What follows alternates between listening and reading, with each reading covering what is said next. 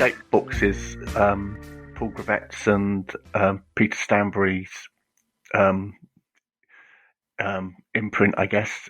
They were better known in the 80s and early 90s for publishing stuff by Eddie Campbell and the first Neil Gaiman stuff. And then they went on hiatus for a few decades and then came back and did stuff by Gary and Warren Peace. And then my book was the last one they did. I think I broke them.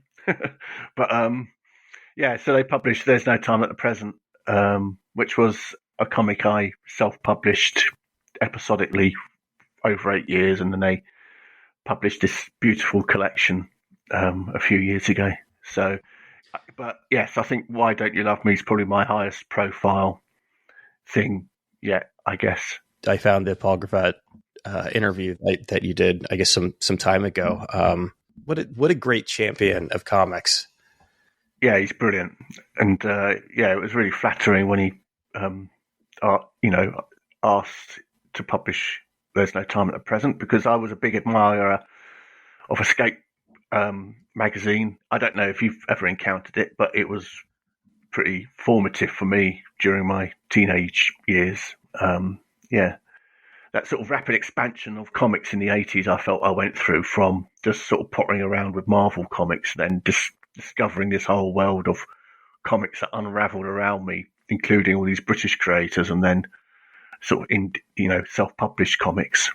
I think this is probably largely an artifact of geography, but I'm obviously familiar with a lot of the things that they publish. And I do have this Top Shelf here in the States put out this giant Eddie Campbell Alec collection, probably about 10 years ago, that's sitting on my bookshelf. So sort of through osmosis and having read a lot of these things in an entirely different form, but less so the magazine. Yeah, it was a revelation to me when I was younger. You know what it's like when you're in your teens. You sort of, when you discover something, it sort of seems to unravel a whole world, doesn't it, of the stuff you hadn't previously encountered, which is Escape was an important part of for me. So years later, when I got to know Paul and he offered to publish the book, it was thrilling. It's really a good endorsement as well. If someone who's published Eddie Campbell and Neil Gaiman and Dave McKean and Fred Elliott says, "Can I publish your, book?" It's quite nice. Obviously, they were a revelation for you that first time around. It can't be overstated how important physical publishing was in terms of discovery. Prior to the internet, I think a lot of that gets lost now. It's really easy to go down the rabbit holes and read everything, a single thing a person has written, which it wasn't in those days. But so there was that, and then just the idea of Paul being interested in and attracted to your work, and then publishing it, is a huge validation. Definitely. And when you do comics, it's quite a solitary thing, isn't it? So you don't, and if you're in any way healthy, most people you interact with probably aren't into comics. They're interested in other things, because that's what most people do. And so you don't really know, you have no sense of how good or bad you may or may not be. You just have to you drive yourself through faith, basically, or bloody-mindedness, I think. And so when something like that happens, it's nice. I've always gotten the impression that maybe there's a little bit less of a stigma in terms of comics in Europe more broadly than there is here. I don't know about the UK specifically, but I was, as I mentioned to you prior to this conversation, unfortunately, I was in Las Vegas last week for work, and I was wearing one of those new Love and Rockets 40th anniversary shirts with a Gilbert drawn rooster on it, and the... Oh yeah, I know the one. Yeah. Is it issue 13 or something like that? Yeah. Oh god, such a nerd. That's it, exactly. And the woman behind the I guess receptionist who was checking me in asked me what it is, and I had, it's so weird after all these years. I still had that moment of pause before I just said, "Oh, it's from a comic book." And she had all sorts of images rush through her head, most of which may not have been flattering. about your personal circumstances. Well, what she said, and actually, I do think that this puts it into an interesting perspective. You know, she was an older woman. I guess probably older than me, at least. Probably, if I had to guess, in her 50s. She said, "Oh, my husband reads comics. I guess I'll have to check them out." Yeah.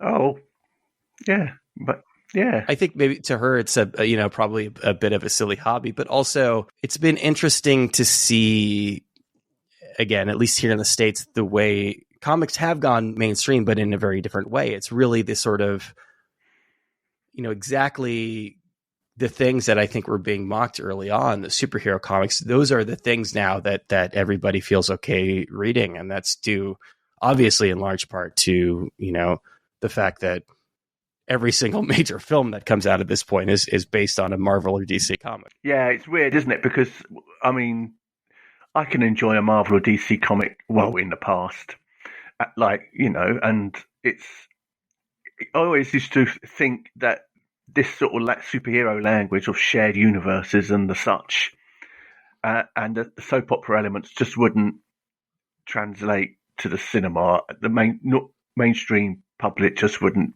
put up with it. There's something about comic readers that makes them, inclined towards this sort of storytelling. And then I guess the last 10 years or so have totally proved me wrong, that the real general public loves this stuff. They just needed it packaged in a way that they would accept it. I've fallen off. I used to, in the early days, I guess, of the Marvel cinematic universe, did a fairly decent job watching at least some of the bigger ones. I'm just not very interested in these days, but it is interesting to see now them fall into a lot of the same traps that I think superhero comics really ended up falling into over the decades. Issues of continuity and coming up with these really silly ways to time travel and to reboot characters and things like that. It's funny that after about a dozen or 15 years of that happening right now, they're suddenly falling into all of these kind of these large issues that end up happening when you really have to maintain continuity over the course of decades.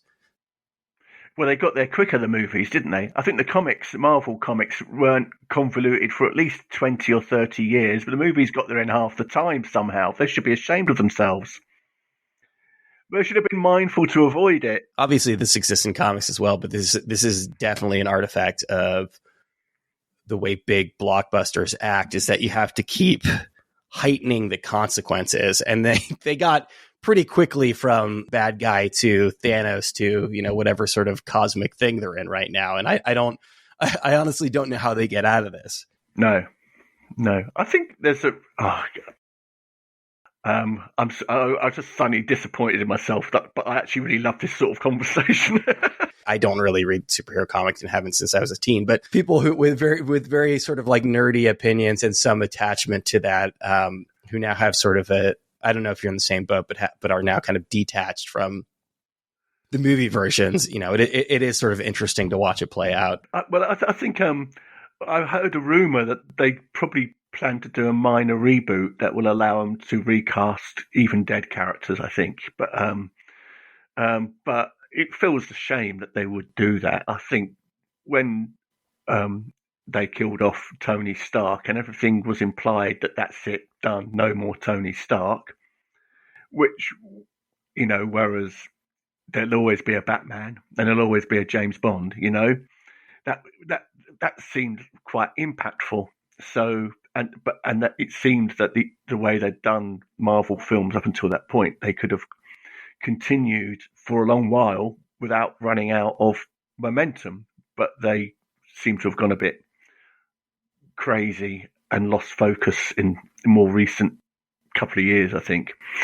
But yeah, it's superhero stuff. There's always a way out, isn't there, really? Because there's no real rules, I guess, ultimately. You can just change the boundaries, shift them quite easily, can't you? Once they get to the point where they're making movies out of the Eternals, Yeah, yeah. or the Kirby stuff, and haven't.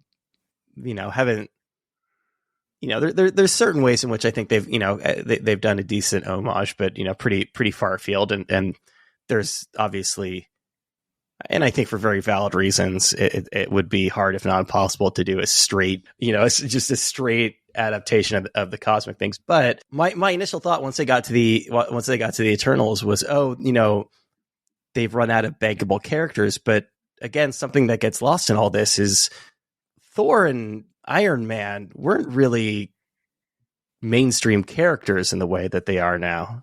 No, you're right. Absolutely. I thought when Marvel Studios started, or MCU stuff started, everyone thought the superhero stuff was over because all the A-listers had been used, and that Marvel were just left with the sort of dregs. And you're right. And Guardians of the Galaxy, I think, is an even better example of that. Who even in comics cared about those characters really, and yet the film worked. But I also think of the MCU as like just one big Fantastic Four movie without the Fantastic Four in it, and that's kind of why it worked. It's all just Kirby. The best MCU films are those that incorporate all that Kirby, Lee, and Ditko stuff, and it's the non-Kirby, Lee, Ditko stuff that maybe struggles a little bit. I don't know, but I find it interesting to watch, but equally, it's kind of it's how the comics are also reacting or not reacting. Comics don't know what to do with themselves now, or Marvel comics, or DC comics. I would say that that's probably more or less been the case since even I was going to say the 90s, but probably even the 80s at this point. Yeah. Much like the MCU, they were kind of a victim of their own success. I remember, excuse me, going, I can't buy crossovers anymore. And that was when Secret Wars came out. I went, I'm not buying this stuff and opting out. And that was over 35 years ago. And now that seems quite tame compared to the sort of relentless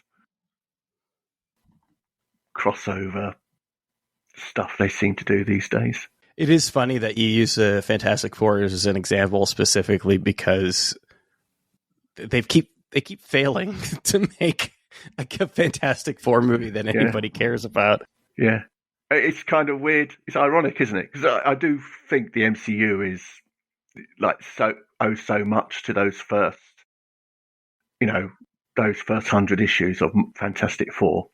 And it's even sort of dynamics between characters, are kind of lifted, even if they're not the characters themselves. And but it'd be interesting. I think they're planning a Fantastic Four film, don't they, in the next year or two? Let's see if people are receptive to it. There's a very specific template that they have now for these movies, and they can just plug the Fantastic Four right into that. Yeah. Who's the most obscure Marvel character that you would like to see a movie made out of? It is a good question. Because it could happen now. I would have to think about this. Mine is Night Raven, who's like in the late 70s, Marvel UK made their own Marvel comics, basically, for occasionally, and they created a character called Night Raven. It was drawn by David Lloyd, and it was created by Steve Parkhouse. And it was a precursor, and it's kind of like the foreshadowing of V for Vendetta. And it's this sort of 1930s sort of obsessive vigilante in a raincoat who goes around branding criminals and killing them. And this was like for 10-year-old boys. It was brilliant. A Punisher precursor, in a sense. Yeah. They were really good, short, done in one, or done with brevity stories. I would love for that to be a movie. I imagine everyone would love it. David Lloyd, he does manages an online comic called Aces Weekly, and Why Don't You Love Me was originally serialized in Aces Weekly over about 10 volumes, I think it was. Now it's very obvious to me, but it hadn't really occurred to me. There's something about writers and artists from the United Kingdom more broadly, because I would certainly include Grant Morrison in this, and Alan Moore is the most obvious example, but the ability to really kind of reinvent some of these or reimagine some of these, whether they're obscure or whether they had kind of run their course. The obvious example with Grant Morrison is Animal Man, or you've got with Moore, you've got Swamp Thing, but to take these old characters and really hang something entirely new on them. Yeah. I was thinking about this the other day, and I wondered if it's because, certainly in the 80s, I wondered if it's because someone like Grant Morrison or Alan Moore, they also liked, I guess this is true of American creators, but it feels, because perhaps we're culturally smaller, we're a small country, we live much closer to each other, perhaps. So therefore, the idea of doing a comic, it makes sense to you that you would incorporate your outside interests into it.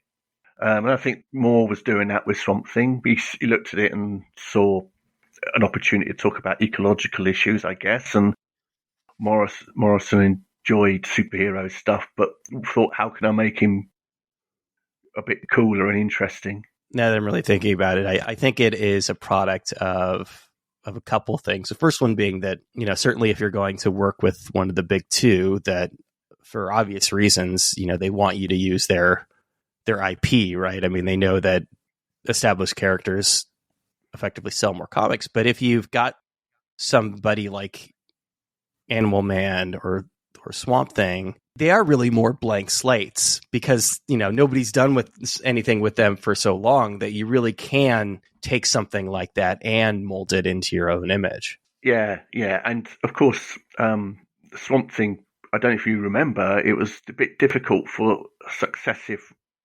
writers for a long time on that book. A lot of people kind of seemed to fall by the wayside who succeeded Alan Moore on it. I mean, Rick Vetch was a really good run, but there are others who inherited it whose runs are unfortunately just couldn't compare, I think. But then later on, I think Morrison and Mark Millar did a run which just decided to upend everything Alan Moore did. And I think that's all you could do to sort of push back against that big benchmark. Maybe it's a symptom of the characters, but probably more so a symptom of having to follow someone who is probably a literal genius. Yeah. Were you on Neil Gaiman's radar because of your work with Paul and Escape? I don't think so. I don't think Neil Gaiman knew who I was before Drawn and Quarterly sent him a copy.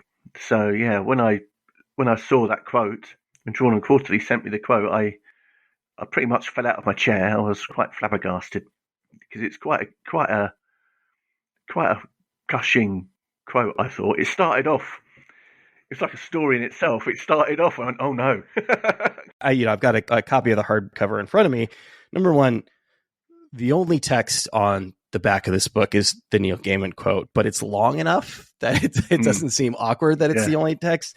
And it really, as I started reading this, I was like, I trust Drawn and Quarterly to do a lot of stuff, but this is a really weird pull quote because, within the second sentence, he says, he compares it to a quote, slightly vapid early 2000s story that's basically a cartoonist's way of telling you that they hated everyone and everything, which, woof.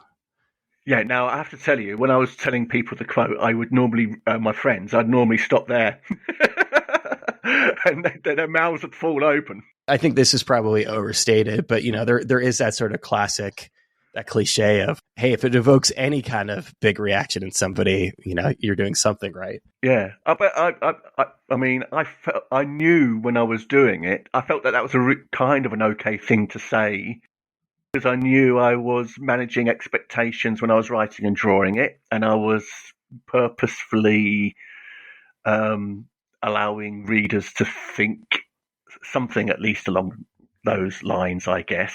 So I was kind of pleased, that seemed to work. It got picked, that attempt to manage the story in that way got noted. I really need to go back and give it more attention, reread it. Because of the travel I mentioned before, I kind of crammed it, but it is one of the slowest burns in comics that I have ever read. Oh, really?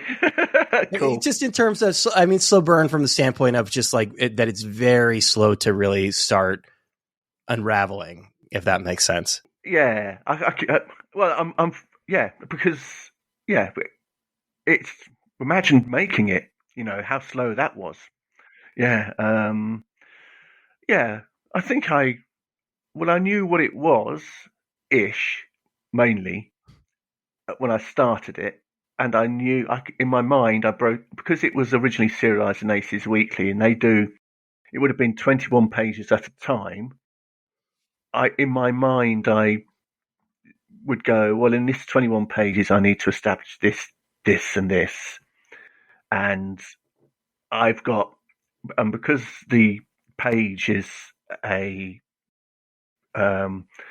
fake Sunday comic strip, it has to work on its own terms in some way, have a punchline, even if that punchline isn't necessarily funny. And so that became the sort of focus. And I knew that I needed to really, as you say, slow burn it. I don't think that's how I would have. Now you say it, that's exactly what I was doing, but I saw it as you were pacing yourself. Yeah. How do I manage the impact of things? And I guess you have to make. I feel you have to make people like the characters, even if they're unlikable, or have some understanding of the characters, and that means, maybe they do funny things or awful things, but something, that involves you, so that when things start unraveling, you're invested in that. I don't know, but that was at least what I attempted to do, I guess. And I appreciate where he's coming from, because I would describe the early strips as being detached, if not nihilistic, of these two just objectively terrible parents. Yeah, and I sent it when I was doing, because it took me a few years to complete. I think early on I sent the first 20 pages to a publisher over here in the UK, and they pretty much, they didn't. It's one of those publishers that doesn't say no, it's not for us, but comes back to you and makes it clear that it's still not for them, if you know what I mean. They say, can you dramatically alter everything about this thing that you sent us? And so they pretty much described it as nihilistic. And part of the thing, I would have to take breaks whilst drawing it because of that. Because, as I said, when you're drawing it, you're living with it much more than, more intensely than when you're reading it, because it's a longer period of time. I'd have to take these breaks of a couple of weeks every now and then, because just to sort of detoxify myself from what I was doing, which is not really how I have worked with other things in the past. It is a gambit, and especially now that you say that it was serialized, it's particularly a gambit in that case of, that you're not going to perhaps get exactly where you need to be, that it may take you the length of a book to really get there, and to sort of, it's a big gamble to expect that people are going to stick with it, and you. Well, one of the things, so originally it was serialized in Aces Weekly, and then when that finished, I posted an episode a week online for, my people on social media, and I was interested to know how people reacted to it, because online, that people are going to miss weeks, and they might come in 6 months into it or part way through, and I was interested to know if they would then seek out previous episodes and try and catch up, or just accept that's where they were, and if they still got something from it. You talked about the internet earlier. I was thinking very much of like how pre-internet, you might discover something. And I always think of, in my case, a good example was Seinfeld, where I didn't really get into it until about season 4 or 5. And then I started telling friends that I really liked this show. And one of my friends said, well, I've got a bunch on video. And I remember he loaned me a bunch of video cassettes, but they weren't marked anyway. So I was watching them in the wrong order. These previous episodes, some of which I'd seen already, some of which I hadn't. And it made, so I was kind of thinking of that experience. I wanted to see if people engaged with it differently, but equally I didn't want to ask people if that's what they were doing. So I got some people who offered a little bit of response, and that was always interesting. It's like when you discover a band you really like and it's their third album, and you couldn't get their back catalogue quite so easily. Whereas today, if you discover Seinfeld, you just go to Netflix and say season 1, episode 1, and it just pulls through in strict chronological order. Prior to the internet, you would have had to, as I say, borrow dodgy video cassette collections. And I wondered if I could kind of recreate that to some degree by just posting 1 episode a week. I don't know if I did. I like the idea of having an exhibition of the artwork for it in a room, and it's all you don't know where to start when you read the artwork. I just wonder how long people would engage with it, if they'd read left to right or downwards, or do you know what I mean? And still find that they could enjoy it. Was that part of the rationale as far as making these strips? Yeah. I felt that I don't think we get Sunday comic strips anymore, do we? Not in newspapers. I mean, I don't buy a newspaper anymore. No, they're online. Probably they exist somewhere. But there used to be a big cultural presence. When I was younger, and you'd read comics that you bought yourself, but then there was a kind of comic that sort of existed in this thing that your parents brought into the house, and I liked the idea of capturing that in some way, I guess. That sort of, that speaking to people who were normal people who didn't even realize they were reading comics. There's more chronology here than there is in, a 30-minute sitcom, for example.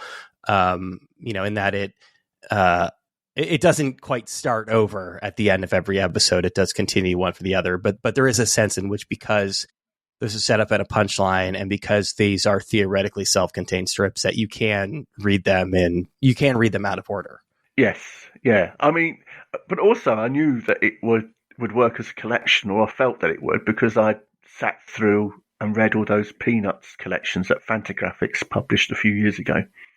And they were just utterly compelling, and that it felt, the experience of it is that you sort of, narratively, you get to the end of the page and there's a punchline or a thing, and then you turn to the next page and there might be like a slight step back, or do you know what I mean? It still works. It's not it's not off-putting, but also allows you to put a bookmark in the book and take a break wherever you like. Pretty much, you don't have to get to an end of a chapter because there's a constant break point. Maybe. I'm glad you brought up both Seinfeld and Peanuts, because where my brain went initially when we're talking about effectively nihilistic characters who, for whatever reason you do, end up rooting for, Seinfeld. I initially went to Seinfeld, and, more contemporary and also UK, I was thinking about Peep Show, because I think that fits that mold as well. Yeah. But you really can go back to Peanuts and Charlie Brown, because there is a sense of, obviously very funny, but there is a sense of nihilism that runs through a lot of those strips. Yeah. Well, I think the early formative Why Don't You Love Me was this idea of a couple getting divorced, and I was going to have them not have any children in it and do it as a Sunday comic strip, because I had a day job at that time, and that's the most I imagined I would be able to do a week. And the idea was that these were going to be Charlie Brown's parents, Charlie's and Sally's parents, and it was going to be a really bad divorce. And I hoped that might provide an explanation as to why Charlie Brown is the way he is. Yeah, I thought I was going to be really clever. Are you an Ivan Brunetti fan? No, I don't know who that is. I guarantee you've seen some of his work. He was he's still around and he's mostly teaching now at in Chicago. He had several books come out on Fantagraphics. He was really kind of I would say a contemporary of, Dan Clowes, Chris Ware, those people. Oh, right. Okay. He did a full page comic about what happened to Shermy. Oh, right. Shermy was the original main character of Peanuts before Charlie Brown really took over. Oh, yeah. Why don't I remember that? It's because I hammered them over a period of a year, like 50 years worth of Peanut strips. If you go back and read the really early Peanut strips, he's there. I think he sort of stuck around, but became one of those really generic side characters. But he was kind of the focal point there for a bit. So I remember Linus. I don't remember Linus having a brother when I was a kid. Because it used to appear in a newspaper. I just thought it was Linus. To be fair, he's just a smaller Linus. I recognise Ivan Brunetti's artwork now. I've brought it up on. Yeah. But I've not read any for some reason. I've read bits and pieces. I think he's done stuff in like a lot of anthologies. Yeah, I think it's in anthologies that I've seen his stuff. Peanuts is really kind of the perfect template for that, because there's a lot of things that, for the sake of his work, just go unsaid. Yeah. So in Why Don't You Love Me, there's a reason why Mark has a job that he has. That's because Charlie Brown, I think, says that his father is a barber. Or at least that's what I remembered. Stuff like that kind of is in there. And the two kids are called Charlie and Sally, although one of them keeps getting called Tommy. So that might, So that,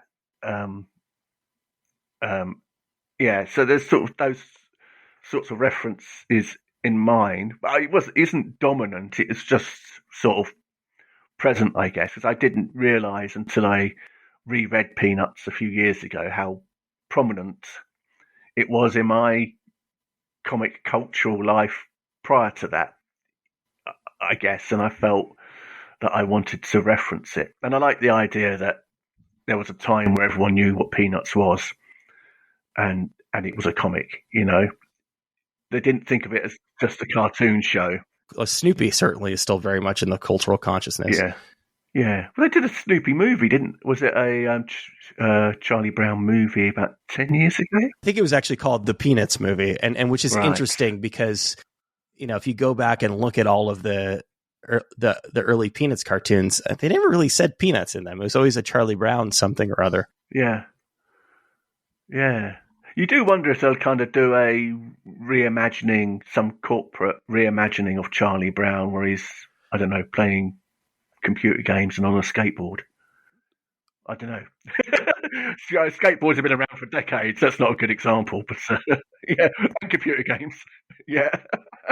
I don't think there's any room for debate that Peanuts is one of, or possibly even the greatest comic, or at least greatest newspaper comic of all time. And it feels like this perfect artifact. They've done a remarkably good job. I haven't seen the new movie. I suspect that there are some modern takes in there, because if you are attracting a younger audience, it does need some reference, but for what it is and for how much they've updated every single other thing, they've done a remarkably good job, I think, preserving some semblance of Schultz's vision for the characters. Right. I think I started watching it because it was on Netflix a few years ago, and for some reason, it wasn't because I objected to it, but for some reason I didn't get past about 10 minutes.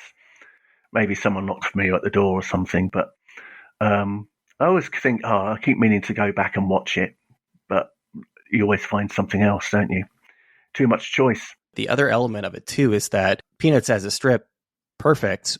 Those early cartoons, those first few at least, Christmas and Great Pumpkin certainly jump out, Yeah. are also perfect, but for different reasons. So I can't remember much about them. But, I mean, they were on here in the UK, but they weren't in. I think in America they were like big TV events, weren't they? They were. Am I right?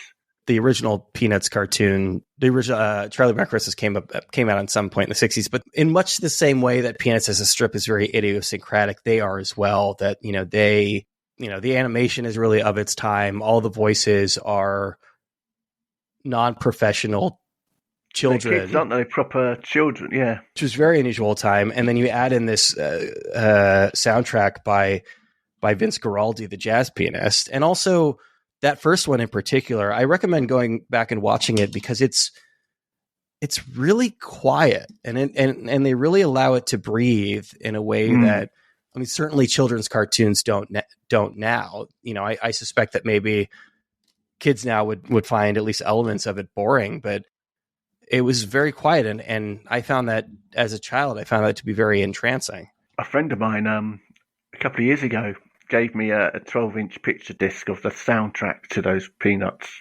cartoons. And it has a big, giant Charlie Brown head on one side and a big, giant Lucy head on the other. And I always play it every Christmas.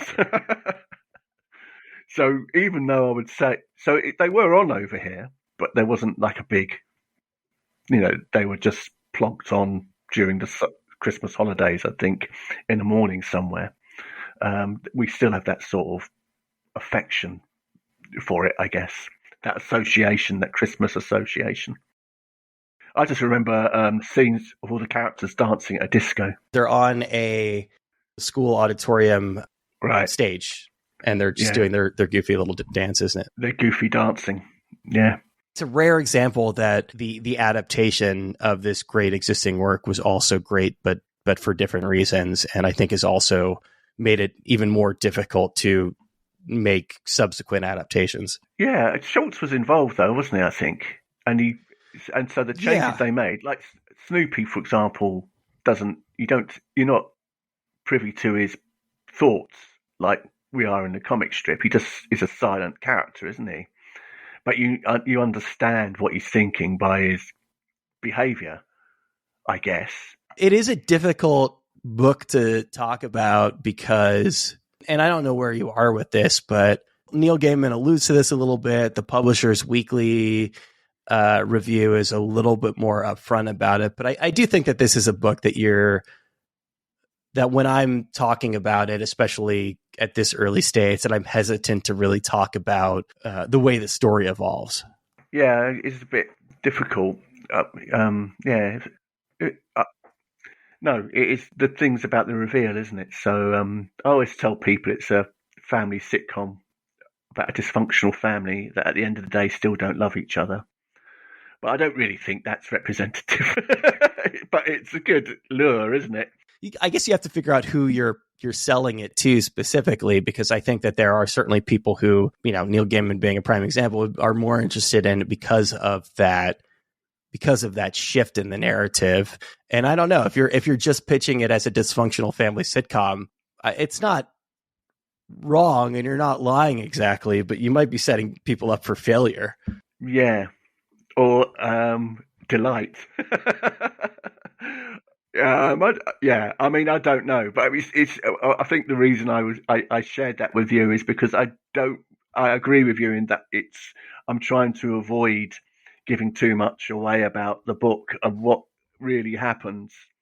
But apart from there's two awful, neglectful parents who are too preoccupied with whatever it is that's bothering them individually, and two kids that need them. But there's more going on than that. But even that I feel is spoiling it. Even saying that, I felt, I've ruined it now for anyone who's coming to read it. How well developed it sounds like early on that you had some idea of where things were going, but perhaps, not entirely. Well, so when I did There's No Time at the Present, which was my escape books graphic novel, I knew exactly how it was going to end. And that took me about 8 years to do. So it's all kind of like,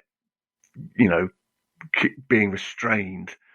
with this one, I knew what I wanted to. Well, the characters. I knew I was manoeuvring the characters around, and I knew a big event would happen at some point in it. What where that event happens, and I knew that. But then I didn't really know how it was going to end. And as I was working on it, and I thought this is going to be the most depressing, nihilistic thing I've ever done. How do I?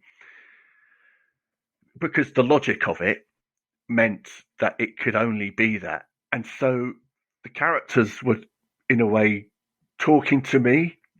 So there's a discourse between characters later in the story where they go, well, if that's true, then why couldn't this be true? Do you know what I mean? And it sort of at least provided a, but that wasn't something I'd thought of early in the process. That's something that occurred to me like relatively late in the process of doing it. And I was so delighted because it just felt so perfect. I don't think this is a spoiler necessarily, but what they say is effectively what they say is there's so many people in existence right now. It's highly unlikely that we're the only people that this has happened to. Yeah, it's arrogant to think that it's only them that this is happening to, and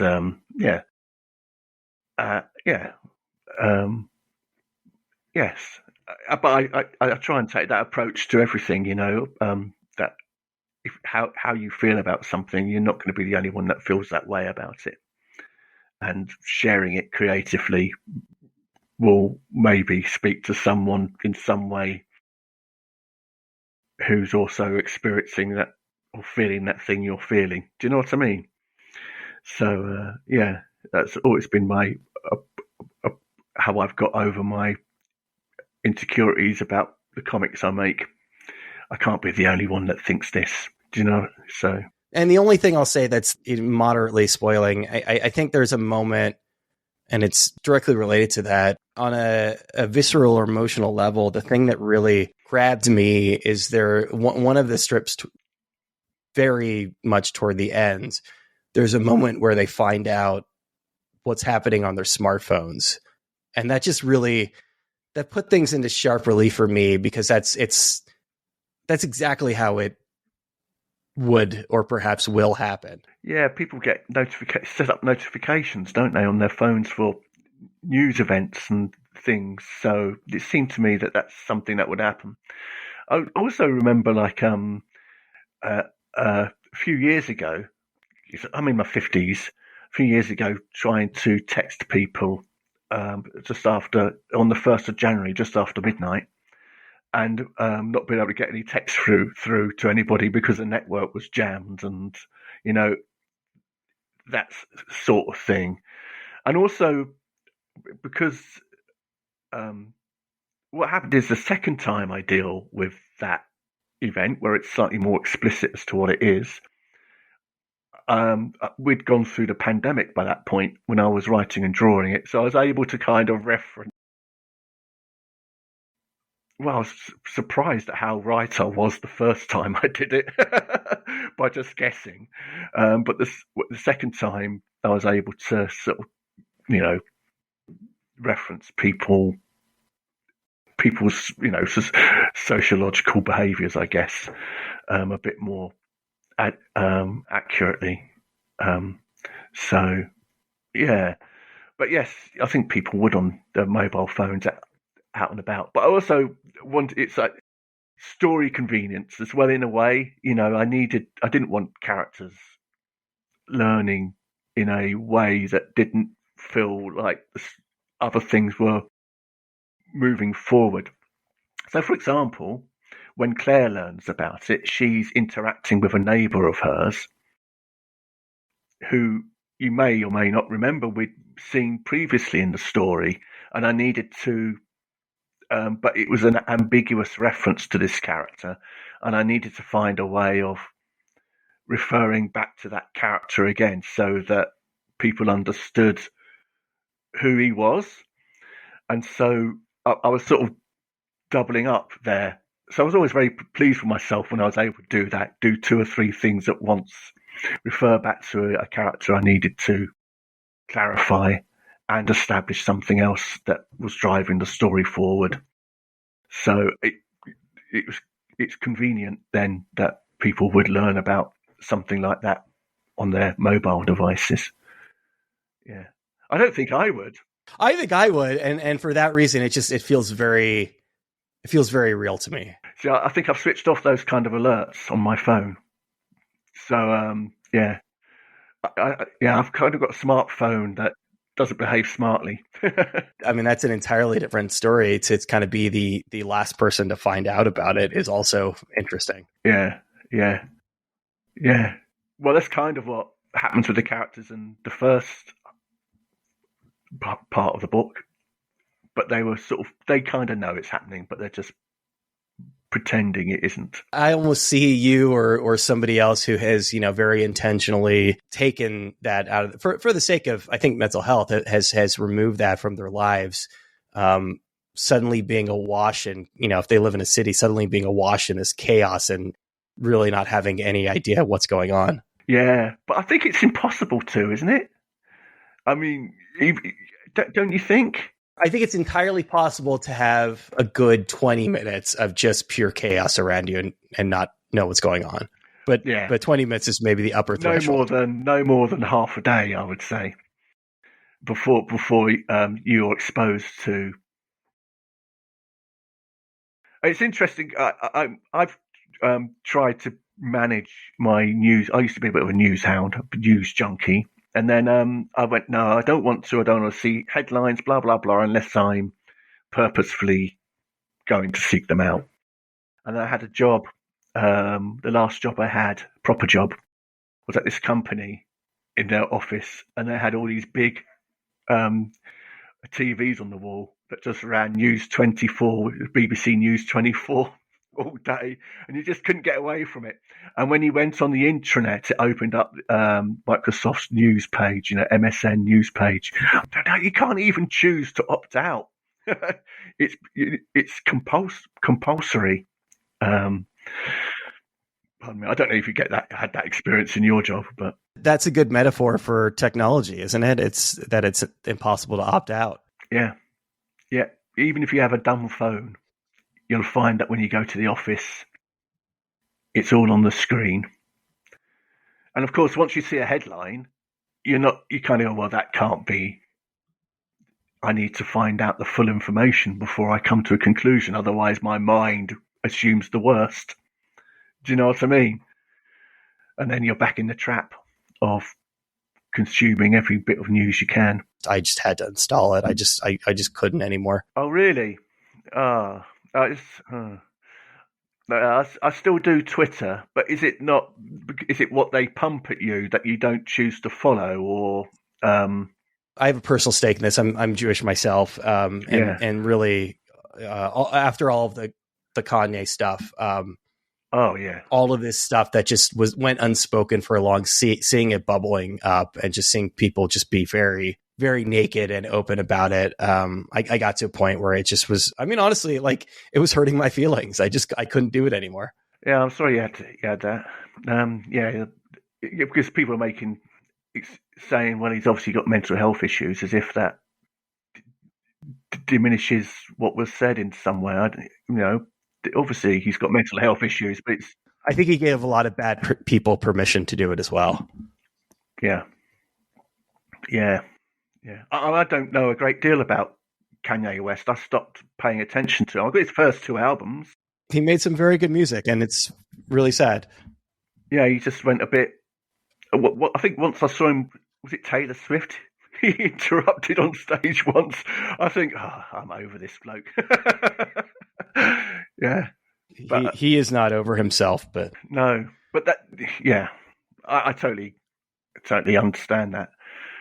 Yeah, I still do Twitter, but I purposefully go in once a day now. I don't check it all the time anymore. But and what I would like Twitter to do is just list all the people you follow, their tweets in chronological order, and anything they retweet I get, but I'm not interested in anything they like or anyone else they follow. But do you know what I mean? Or anything else like that. And I don't. It infuriates me that Twitter is this awful algorithm that pumps stuff like that you saw, that you've experienced. Do you know what I mean? At you. It's engagement. It's all about driving engagement, and unfortunately, the things that drive engagement are generally not good things. Awful racism. Yeah. Yeah, because you see that, you're going to drill down to try and find out more. Twitter interprets that as a positive interaction, and then pumps The more Jews of that are at trending. you. I wonder if it's good Yeah, news yeah, or not. It's never yeah. good news when the Jews are trending, No, Paul. I find it heartbreaking that the world seems worse than when I was 15 or 20, and that this stuff feels that these awful conversations these idiots have, they think are legitimate, are not regressive and awful.